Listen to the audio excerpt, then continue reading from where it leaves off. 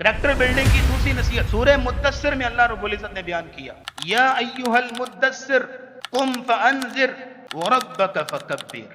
نبی کریم صلی اللہ تعالی علیہ وسلم نے جبریل کو اس کی اصلی حالت میں دیکھ لیا۔ اب وہ پہلی مرتبہ اس طرح کا وجود، اس طرح کی شکل و صورت دیکھی تھی۔ اب ایک انسان ظاہر جو بھی ایک اس طرح کی شکل و صورت انسان دیکھ لے جو پہلے کبھی نہیں دیکھی، ایک خوفزدہ والی کیفیت تو بن جاتی ہے نا۔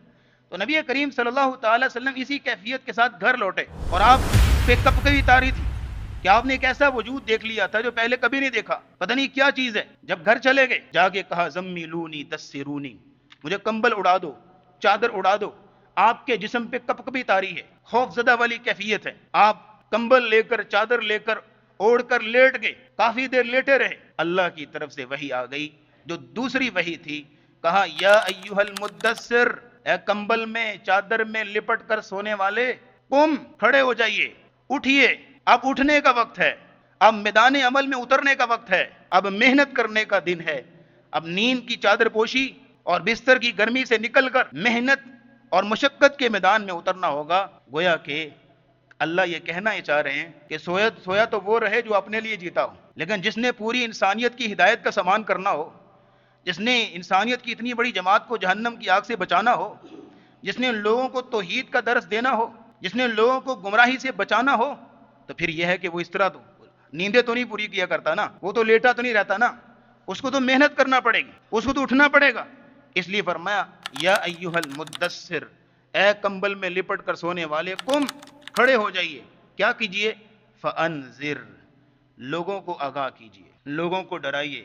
لوگ غفلت میں پڑے ہوئے ہیں، لوگ سوئے ہوئے ہیں، ان کو جگائیے اور ان کو آگاہ کیجئے کہ ان کے رب نے ان کے لیے کیا کچھ تیار کر رکھا ہے۔ ان کو آگاہ کیجئے کہ آخرت کے معاملات کس طرح کے ہوں گے۔ یا ایھا المدثر قم فانذر، یہ بات تھی کہ نبی کریم صلی اللہ تعالی علیہ وسلم پھر اٹھ کھڑے ہوئے، اور پھر آپ اپنی زندگی کے آخری لمحات تک اٹھے ہی رہے۔ پھر آپ علیہ الصلوۃ والسلام کی زندگی اپنے لیے نہ رہی، اپنے گھر والوں کے لیے نہ رہی، بلکہ دین کی سربلندی کے لیے ہو گئی۔ اور اس ذمہ داری کو ادا کرنے میں رسول اللہ صلی اللہ تعالی علیہ وسلم نے کسی بھی قسم کی کوتاہی کا ارتکاب نہیں کیا۔ یا ایھا المدثر قم فانذر، یہ دوسری نصیحت ہے کہ جناب اٹھیے، اس دین کو پھیلائیے، لوگوں میں عام کیجئے۔ صرف یہ نہیں ہے کہ میں اپنی نماز پڑھ کے حجرے میں چلا جاؤں اور میں بس اپنی نماز کا ہی ذمہ دار ہوں، نہیں، اپنے ارد گرد کے لوگوں کی بھی آپ کی ذمہ داری ہے۔ قوا انفسکم واہلیکم نارا، بچاؤ اپنے آپ کو اور اپنے گھر والوں کو بھی جہنم کی آگ سے۔ ذمہ داری ہے ارد گرد کے لوگوں کو بھی دین کی طرف لے کے آنا، ارد گرد کے لوگوں کو بھی اللہ کی رب العزت کی توحید سے آشنا کرنا، اور یہ ہے کہ رسول اللہ صلی اللہ علیہ وسلم کی سنت سے جوڑنا، یہ بھی ذمہ داری ہے۔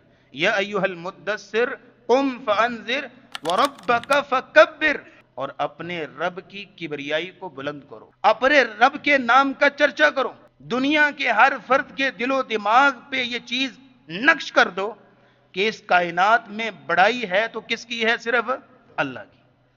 دنیا کے اندر بڑے لوگ ہیں، بڑے بن بیٹھتے ہیں، فرعونیت آ جاتی ہے، اللہ کے باغی ہو جاتے ہیں، اللہ کی حدود کو پامال کرتے ہیں، بڑی جرت اور جسارت کے ساتھ اللہ رب العزت کی نافرمانیاں کرتے ہیں۔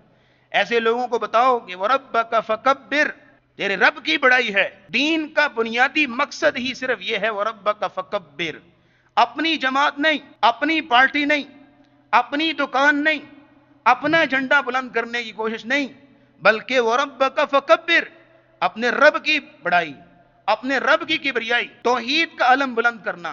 اور یارو یہ حکم کس زمانے میں دیا گیا، کن حالات میں دیا گیا؟ جب بیت اللہ میں 360 بت رکھے ہوئے تھے، جب صحن حرم میں لات منات کے مجسمے جو ہے وہ نصب کیے ہوئے تھے اور دن رات ان کی پوجا پاٹ کی جاتی تھی، اس زمانے میں فرد واحد کو کہا گیا اٹھیے جناب، آپ کی ذمہ داری ہے، آپ نے 360 بتوں کو توڑنا ہے، آپ نے جو ہے وہ حرم کو پاک صاف کرنا ہے شرک سے، بت پرستی سے، آپ نے لوگوں کو توحید سے آشنا کروانا ہے، اٹھیے وَرَبَّكَ فَكَبِّرْ، اور پھر یہ ہے کہ اپنے رب کی بڑائی اور کبریائی کو بلند کیجئے۔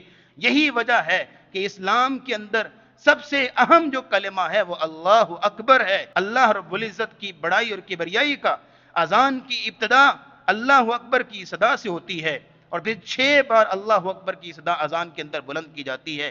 نماز کی ابتدا اللہ اکبر کی آواز سے ہوتی ہے، اور پھر ہر حرکت و نقل پہ اللہ اکبر، یہ بڑائی اللہ کی، کبریائی اللہ کی۔